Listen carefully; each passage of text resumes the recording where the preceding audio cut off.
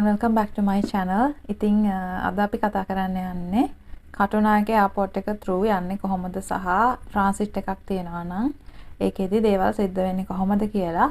ඉතින් ගොඩක් වෙලාවයි ඔයගලන්ට බෝරින් වෙයි කියලා හිතන නිසා මම මේ ඒ කියන්නේ එයාලයින් රෙගියුලේෂන්ස් ඒ වගේ දේවල් ගැන කතා කරන්න යන්නේ නැහැ. හැබැයි මුලින්ම චුට්ටක් කිව්වොත් මේ මම දෙසැම්බර් එද්දී ඔක්කොම ෆිල්ම් කරගෙන ආවේ. ඒක මේ මම මුලින් බ්‍රීෆ් ඉන්ට්‍රොඩක්ෂන් එකක් දීලා ඊට පස්සේ කියන්නම් මොකද මේ කියන්නේ කියලා දකිද්දී තව වැඩිපුර හොඳට තේරෙයි කියලා හිතන නිසා. ඉතින් මේ මුලින්මම ඔයගොල්ලන් මේ දැන් ලගේජස් කියන්නේ මොකක්ද කියලා කිව්වොත් මේන් ලගේජ් එක කියන්නේ ඒක ඔයා එයාලයින් එකට බාර දෙන ලගේජ් එක. ඔයා කියන්නේ චෙක් ඉන් වෙද්දී ඒක බාර දෙනවා. ඊට පස්සේ ඔයාට ආයි ඔයාගේ ගමනාන්තයේදී තමයි ඒක ඔයාගේ අතට හම්බෙන්නේ. ඉතින් ඊට අමතරව හෑන්ඩ් ලගේජ් එක කියලා කියන්නේ අපි අතේ අපිත් එක්ක අරගෙන යන ලගේජ් එක. ඉතින් මුලින්මම ඔයගොල්ලන් ඒ වගේ weight limits ඔයාලගේ එයාලයින් එකෙන් කියනවා. ඉතින් ඒක ගැන අවධානය යොමු කරන්න. මොකද මේ weight limit එකට වඩා ගියොත් ඔයගලන්ට තව මේ ගාණක් ගෙවන්න වෙනවා. ඒක නිසා සහ සමහරක් දේවල් හෑන්ඩ් ලගේජ් එකේ ගෙනියන්න දෙන්නේ නැහැ. ඒ කියන්නේ සමහරක් එයාලයින්ස් වලින් ලික්විඩ්ස් වගේ එහෙම ලිමිට් එකක් තියෙනවා. තව ඊට අමතරව ආයුධ ලොකු මැග්නට්ස් ඒ වගේ දේවල් ගෙනියන්න දෙන්නේ නැහැ. ඒකත් මේ එයාලයින් එකෙන් ඒගොල්ලන්ගේ රෙගියුලේෂන්ස් ඔයගොල්ලන් යන්න කලින් බලාගෙන යන්න ඕනේ. ඊට අමතරව සාමාන්‍යයෙන් ඉන්ටර්නැෂනල් ෆ්ලයිට්ස් වලට පැය කීපයක් කලින් එයාපෝට් එකට යන්න ඒ සිද්ධ වෙන ඒ කියන්නේ ඒ process එකට ටිකක් වෙලා යන හින්දා. ඉතින් වැඩි විස්තර නැතුව අපි කෙලින්ම කතාවට ගියොත් කටුනායක එයාපෝට් එකේ security checks 3ක් තියෙනවා. ඉතින් මේ 3 හරහාම යන්න ඕනේ passenger ඔයගලන්ට එක්ක කම්පැනි කරන කට්ටිය කියන්නේ ඔයාලගේ ගෙදර අය එක security check එකක් through යන්න ඕනේ. මුලින්ම මේ එයාපෝට් එකට එන තැන ඉඳලා සිද්ධ වෙන විදිහ කිව්වොත් දැන් ඔයගලන් අර දකින්නවානේ departures කියලා මේ අර වාහනෙන් ඇවිල්ලා බහින තැන එතන ඉඳලා එයාපෝට් එක ඇතුළට යනකොට පළවෙනිම security check එක කරනවා. මෙතනින් ඇතුළට ගෙදර අයටත් යන්න පුළුවන්. හැබැයි මේ ගෙදර අය ටිකට් එකක් ගන්න ඕනේ යම්කිසි මුදලක් දීලා. මට මතක විදිහට එක්කෙනෙක්ට 500ක් වගේ ගාණක් මට හරියට මතක නැහැ. වීඩියෝ එකේ මේ මම ෆිල්ම් කරපු එකේ තියෙනවා. ඉතින් මේ දැන් ගාණ වෙනස් වෙලා තියෙන්නත් පුළුවන්. එතනින් ඇතුළට යද්දී ඔයාගේ પાස්පෝර්ට් එක සහ ඔයාගේ එයා ටිකට් එක චෙක් කරනවා. ඊට පස්සේ ඔයාගේ බෑග්ස් ඔක්කොම මැෂින් එකක් through යනවා. ඊට අමතරව කියන්නේ ඔයාලවත් පර්සනලි ස්කෑන් කරනවා. ඉතින් එතනින් ඇතුළට ගියාට පස්සේ තියෙනවා එක එක shops තියෙනවා. කියන්නේ ඔයාලට බඩු ගන්න මොන හරි ඕනේ නම් කෑම බීම ඒ වගේ පොඩ්ඩක් තියෙනවා. ඉතින් ඊට පස්සේ waiting area එකකට යන්න ඕනේ. waiting area එකේදී ඒ කියන්නේ මෙතන තමයි ඔයාට ඔයාගේ ගෙදර අයව අන්තිමටම හම්බ වෙන්න පුළුවන් තැන. ඒ කියන්නේ එතනින් එහාට ගෙදර අයට එන්න දෙන්නේ නැහැ. එයාපෝට් එකේ හැම තැනම ඒ කියන්නේ departures කියලා එළිය අපි බහින තැනයි හැම තැනම ස්ක්‍රීන්ස් හයි කරලා තියෙනවා. මේ ස්ක්‍රීන්ස් වල තියෙනවා ඔයාගේ ෆ්ලයිට් නම්බර් එක. ශ්‍රී ලංකන් එයාලයින්ස් නම් මට මතක විදිහට UL කෝඩ් එකක් එක්ක එන්නේ. දැන් මම රීසන්ට්ලි මාපු එක EY 267. ඉතින් ඒ වගේ මේ අංකයක් තියෙනවා ෆ්ලයිට් එකට. ෆ්ලයිට් එකේ ඩෙස්ටිනේෂන් එක. ඊට පස්සේ චෙක් ඉන් ඕපන් කරලාද ගේට් එක ඕපන් කරලාද ගේට් එක කියන්නේ මොකක්ද කියලා ඉස්සරහට කියන්නම්. ඒ විස්තර ඔක්කොම වැටෙනවා මේ ඒ ස්ක්‍රීන්ස් වල. ඉතින් චෙක් ඉන් ඕපන් කරපු ගමන් ඔයා අර වේටිං ඒරියා එකේ ඉඳලා දෙවෙනි security check එකත් කරගෙන එතනින් එහාට යන්න ඕනේ. ඉතින් ඒ කියන්නේ මේක සෑහෙන hard breaking point එකක්. මොකද ගෙදර අයට එතනින් එහාට එන්න දෙන්නේ නැති නිසා ලංකාවේ එයාපෝට් එකේ වෙන රටවල එයාපෝට්ස් වල මේ ඒ කියන්නේ විශේෂයෙන් මේ මගේ එයාපෝට් එක CDG මේකෙදී බෑග්ස් හිටන් බාර දීලා අපහු ගෙදර අය ගාවට එන්න දෙනවා. ඉතින් මේ ලංකාවේ ඒක වෙන්නේ නැහැ. ඉතින් කොහොම හරි දැන් ඒ දෙවෙනි security check එකෙන් එහාට ගියාට පස්සේ ඔයා හොයාගන්න ඕනේ ඔයාගේ එයාලයින් එකට අදාළ check-in counter එක. මේක අර boards වල වැටෙනවා. ඉතින් මොකක් හරි අංකයක් තියෙන්න පුළුවන්. ඊට අමතරව ඒ කියන්නේ එයාලා ලොකුවට ගහලා තියෙනවා මේ එයාලයින් එකේ නිකන් මේ අර flag poles වගේ ලොකුවට එයාලයින් එක ගහලා තියෙනවා. ඉතින් එහෙම හොයාගන්නත් පුළුවන්. දැන් ශ්‍රී ලංකන් නම් ශ්‍රී ලංකන් එකට අදාළ check-in counters. ඉතින් check-in counters වලත් polling කීපයක් දකින්න පුළුවන්. දැන් ඒගොල්ලන්ගේ ශ්‍රී ලංකන් නම් ඔය fly high ඒ වගේ මොකක් හරි මේ membership එකක් තියෙන අය වෙනම business class අය වෙනම ඉතින් ඊට පස්සේ economy එක වෙනම ඊට අමතරව online check in වුණ අය ඒ කියන්නේ ඒගොල්ලන්ටත් අර bag drop කරන්න වෙනම ලයින් එකක් තියෙන්න පුළුවන්. ඉතින් ඔන්ලයින් චෙක්-ඉන් සාමාන්‍යයෙන් එයාලයින් එකක මට මතක විදිහට පැය 48කට වගේ කලින් සමහරක් ඒවා පැය 24කට කලින් ඒ වගේ ඕපන් කරනවා. සාමාන්‍යයෙන් ඔන්ලයින් චෙක්-ඉන් කරලා එන එක ලේසි. ඉතින් මේ ඒක ඩිපෙන්ඩ් වෙනවා. ඔයගලන්ට එතනදිත් චෙක්-ඉන් වෙන්න පුළුවන්. චෙක්-ඉන් වෙන තැනදී එයාලා ආපහු ඔයාගේ පාස්පෝර්ට් එක, වීසා එක, ඔයගලන්ට රෙසිඩන්ස් පර්මිට් එකක් තියෙනවා නම් ඒක ඒ ටික ඔක්කොම බලනවා. ඊට පස්සේ ඔයාගේ එයා ටිකට් එක බලනවා. බලලා ඊළඟට ඔයාගේ මේන් ලගේජ් එකයි හෑන්ඩ් ලගේජස් උයි කිරලා බලලා වේට් එක බලලා මේන් ලගේජ් එක ඒගොල්ලන් බාර ගන්නවා. ඒ බාර ගන්න තැනදී එයාලා බෑග් එකට ඒ කියන්නේ බෑග් එකට ලේබල් එකක් හයි කරනවා. ඉතින් ඔයාලා ගාව මොන හරි ෆ්‍රැජයිල් ඒ කියන්නේ බිඳෙන සුළු දේවල් තියෙනවා නම් ඒක එයාලට දැනුම් දෙන්න. එතකොට ඒගොල්ලන් වෙනම ෆ්‍රැජයිල් කියලා ඒක ලේබල් කරනවා. එතකොට හැන්ඩ්ලින් වලදී ඒ කියන්නේ ඒගොල්ලන් එක්ස්ට්‍රා කෝෂස් වෙනවා ෆ්‍රැජයිල් කියලා ගහලා තියෙන ඒවට. ඉතින් මෙතනදී ඔයගලන්ට දෙනවා ඔයාලගේ බෝඩින් පාස් එක. ඒ කියන්නේ මේ වගේ එකක් මේ තියෙන්නේ එතිහාඩ් එයාලයින් එකේ මේ මට ළඟදිම කියන්නේ රීසන්ට්ලිම හම්බෙච්ච මේ බෝඩින් පාස් එක. දැන් මම සාමාන්‍යයෙන් මේ චෙක්-ඉන් එකකදී මම ඔන්ලයින් චෙක්-ඉන් වෙලා එන්නේ. එහෙම වුණේ නැත්තම් මේ ඒ කියන්නේ වින්ඩෝ සීට් එකක් වගේ ඉල්ල ගන්න ඕන නම් ඒ වගේ දෙයක් කතා කරගන්න. ඊට අමතරව ෆ්‍රැජයිල් කියලා අර මම කිව්වා වගේ මේ ලේබල් එක අලව ගන්න එක. ඉතින් මේ සාමාන්‍යයෙන් චෙක්-ඉන් එකකදී මම දේවල් 3ක් කරනවා. මුලින්ම මට ට්‍රාන්සිට් එකක් තියෙනවා නම් මම අහනවා මගේ ට්‍රාන්සිට් එකේදීද මම මේන් ලගේජ් එක ගන්න ඕනේ. එහෙම නැත්නම් ඒගොල්ලන්ම ඊළඟ ප්ලේන් එකට මගේ මේන් ලගේජ් එක දෙනවද කියලා. මොකද මේ නැත්නම් මම මගේ බෑග් එක අරගෙන ආයි ඊළඟ එයාලයින් එකට ඒක දෙන්න ඕනේ. ඊළඟට ෆ්‍රැජයිල් කියලා මම අනිවාර්යෙන් මගේ බෑග් ඔක්කොම ලේබල් කරනවා. එතකොට මේ එක්ස්ට්‍රා මොන හරි කෙනෙක් හැන්ඩල් කරයි කියලා හිතාගෙන. ඉතින් ඊට අමතරව වින්ඩෝ සීට්ස් ගන්න, ඒ වගේ මොන හරි විශේෂ රික්වෙස්ට් තියෙනවා නම් ඒව කරන්නත් පුළුවන් ඔයාලට මේ චෙක්-ඉන් කවුන්ටර් එකේදී. ඉතින් ඊට පස්සේ බෝඩින් පාස් එක අතර ගත්තාම මේකේ ගහලා තියෙනවා ඔයාගේ ගේට් එක මොකක්ද කියලා. ඒක තමයි වැදගත්ම දේ. එහෙම නැත්නම් අර ඩිස්ප්ලේ ස්ක්‍රීන්ස් වලක් තියෙනවා.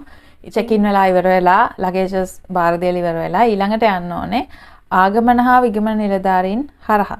ඉතින් මේ යනකොට ඔයාලට දෙනවා මුලින්මම මේ පොඩි කොලයක් පුරවන්න තියෙනවා. ඒ කියන්නේ අනිත් අයගේ පස්සෙන් ගියාම ඒ කියන්නේ ඇත්තටම පේනවා මේ අනිත් අය කරන්නේ මොකද්ද කියලා බලාගෙන තමයි ගොඩක් අය කරන්නේ.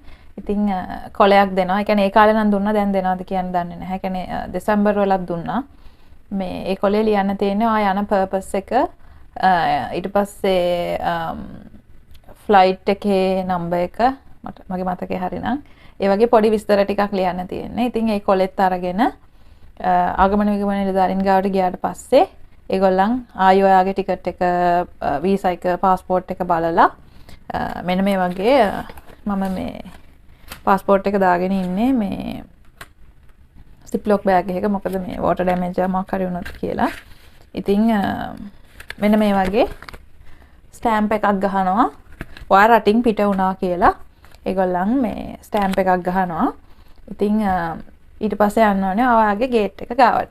ඉතින් ගේට් එක කියන්නේ මෙතනින් තමයි ඔයා ප්ලේන් එක ඇතුළට ඇතුල් වෙන්නේ.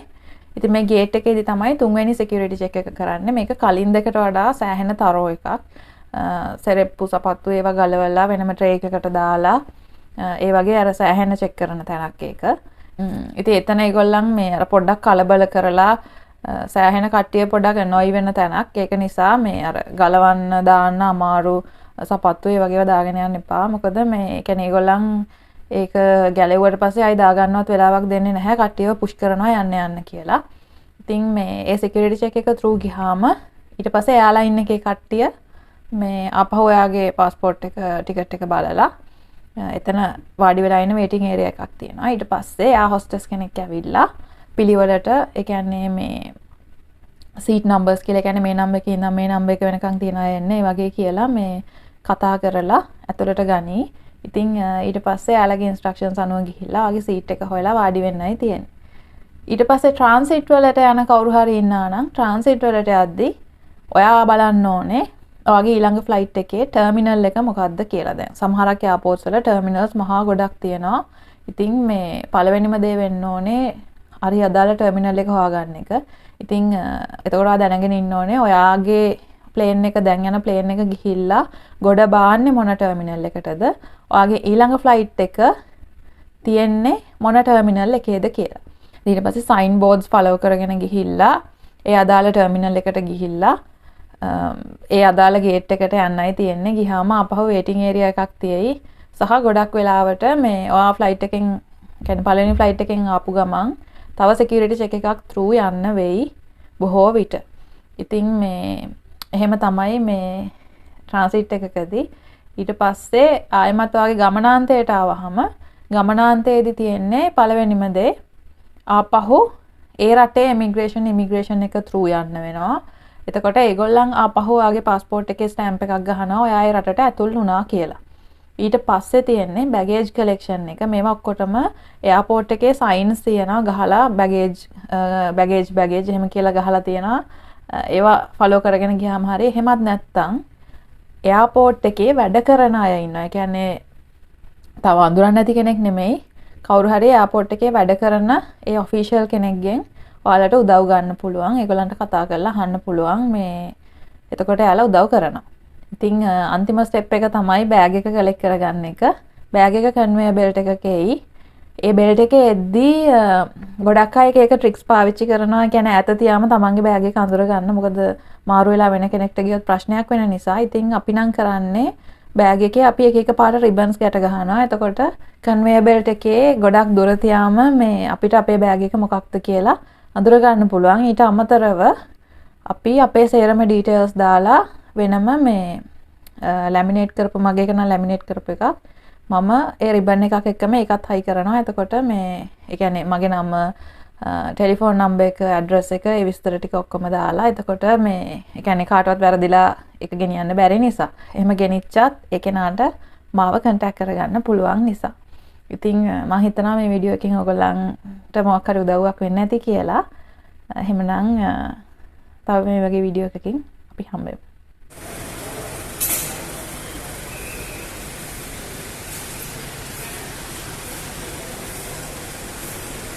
දැන් අපි ඉන්නේ එයාපෝට් එකේ ඩිපාර්චර්ස් වෙන තැන. මෙතනින් ඇතුළට යන්න පැසෙන්ජර් එන අනික් අයට ටිකට් එකක් ගන්න ඕනේ. ඒක ගන්නේ මෙතනින්. ඊට පස්සේ ඒක අරගෙන අර ඩිපාර්චර්ස් කියලා තියෙන තැන එතනින් ඇතුළට යන්න ඕනේ.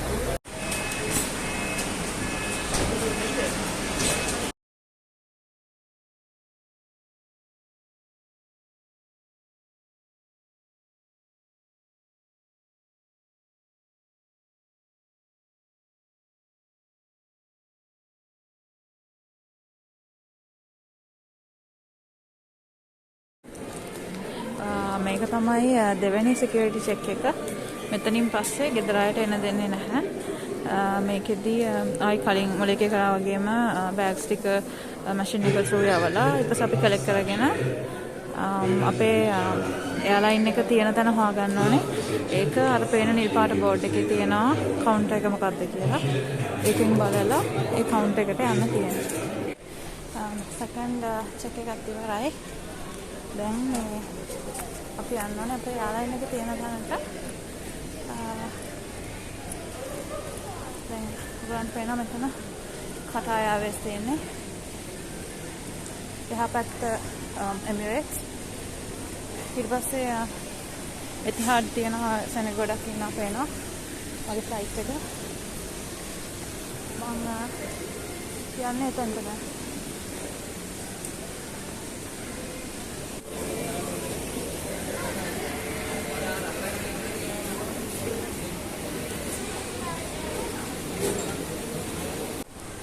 ඊළඟට යන්න තියෙන්නේ ඉමිග්‍රේෂන් එක through. එතකොට එතන ඒගොල්ලන් ෆෝම් එකක් වගේ එකක් දෙනවා. ඒක ෆිල් කරන්න ඕනේ.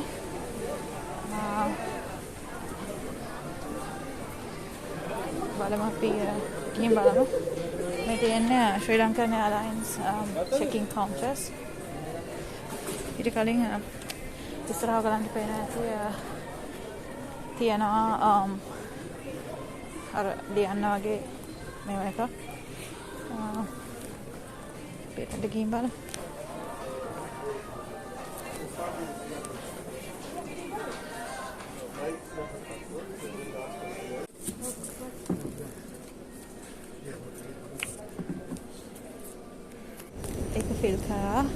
දැන් අපි යන්නේ emigration එකට අපි එතනදී අපේ passport එක සහ boarding passes ඒ ටික දෙන්න ඕනේ.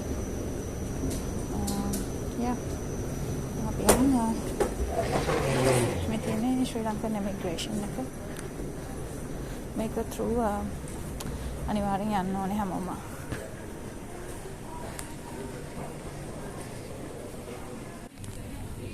වැඩිත් හරි ඊට පස්සේ කාට හරි කන්න බොන්න ඒ වගේ ඕනේ නම් ඒවට shops තියෙනවා.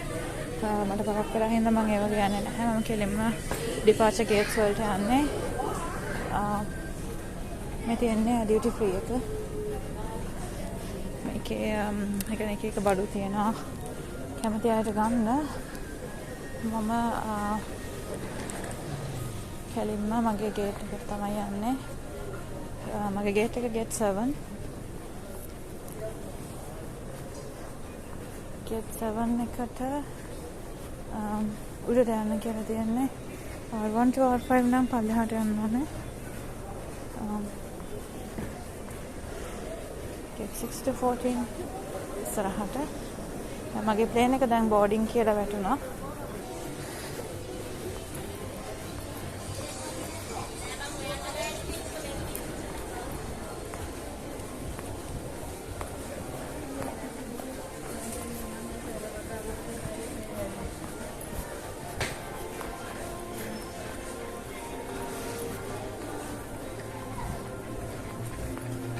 flight එක තියෙනවා United Arab Emirates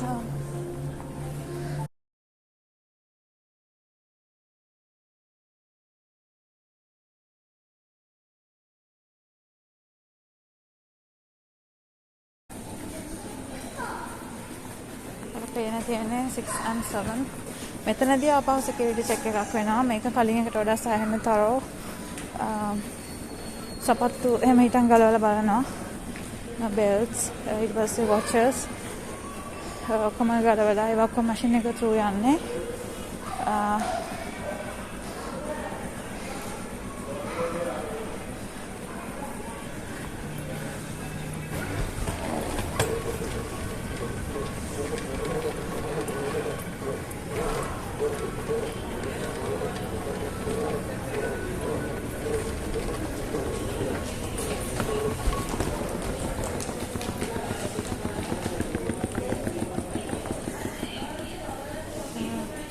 we get 6 and 7 now one boarding here at the Pena okay so we made it to the gate and it was like pretty smooth there was nobody Karata when I board then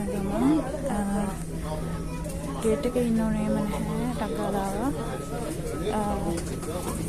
අපි board